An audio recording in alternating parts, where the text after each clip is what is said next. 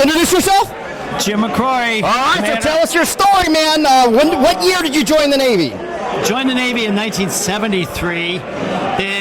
Active duty in 84. I came over to HAL-5, and then of course we transitioned in 89, and then left HAL-5 or HCS-5. All right, this guy's feeling good. So let me tell you, where did you grow up? Outside Pittsburgh, Pennsylvania, a small town. And where did you go for boot camp or basic training, or did you go through OCS or ROTC at Penn State? Where'd they go? All right, so you went to college first? Yeah, I went to college at Navy ROTC at the height of Vietnam at Penn State, and went straight to helicopter squadron. And even when I went through flight school. So you went to naval. You went to, where did you go for flight school? Pensacola. And what year was that? 1974 and 1975. What kind of aircraft were you training in? I was training in the T-34, then the T-28. But before the T-28, you had your pick of helicopters, jets, or props. And I got jet grades. I picked helicopters. Right. I just knew it was the way to go. So your orders for what? Coast. I got sent to a Coast Guard air station. All right. So which one was that? Up in Port Angeles, Washington, and that was as a great tour. It was assigned to what kind of a helicopter? Called an H-52. It was called the Sea Guard. And that's a single engine. Right. Very good. Right. Yeah. Then from there went to the H-2, the Sea Sprite out in Barbers Point, Hawaii. Did my Westpacks from there. What squadron was that? HSL-37. 37. The Easy Riders. Came back from that and had a choice to go full-on career or not, and I thought I saw the writing on the wall, so I picked H-46s and went to QB Point in the Philippines. What squadron? QB Point in the Philippines. So that's base. It's right. So like base R or base R. Base R. And from there is when I got out and joined HAL-5. All right, so he got out of active duty, joined CELRES, became a CELRES. Exactly. And went into HAL-5. Right. And how many you were at HAL-5 until it disestablished? Until it disestablished, and then stayed in HCS-5 until 1993. You did. Right. And then you retired at 93. No, I stayed on as a VTU, vegetable training unit.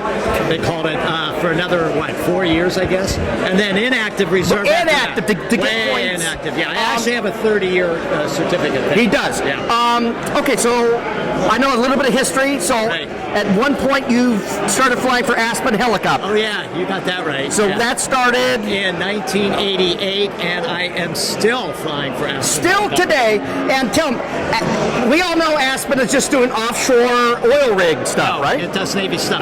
Back in December, I actually landed on a DDG.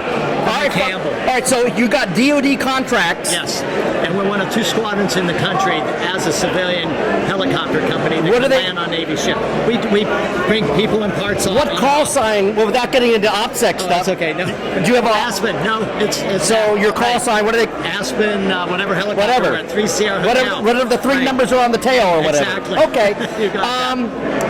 And then I talked to Chuck Glover's told me a little bit of stuff. Right. Okay. But he does targets and stuff. He does targets, and we go out and pick up the targets from there. All right. And this is through the Pacific Missile Test Center. Exactly. All right. Without getting any confidential stuff. No, there's nothing. Okay. All right. It's all. So you still do that today? I do. And you go out to China Lake too? China Lake.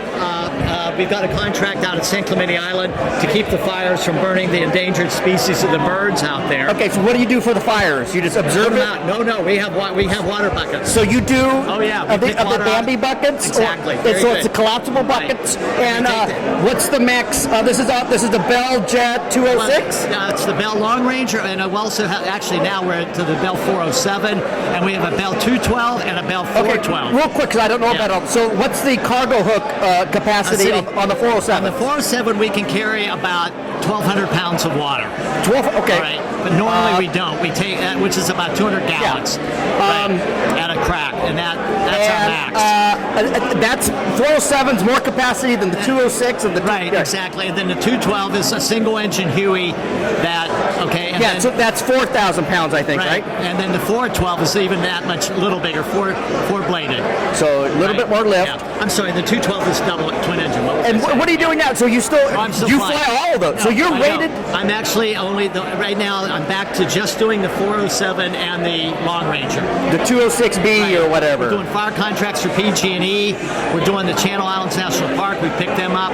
We're still at St. Clemente, and we still go out to the Navy ships. Guys, this talk about unbelievable. And can I ask you, how old are you? 71. Now FAA's obviously extended the. But for helicopter pilots, it doesn't matter. So and I just cleared 17,000 flight hours. in a Hey, helicopter. now listen to that. My hand, you know what? Truly unbelievable. And there is, as I've said before, there's just an achiever, and there's Jim Mccrory. I mean, is that unbelievable? And I got both knees replaced. Oh, I feel your pain. Yeah, I bet you do. All right, and that was the knees were replaced by the VA, or were they replaced just using Medicare? Medicare. All right. All right, we'll see you later. Thank you.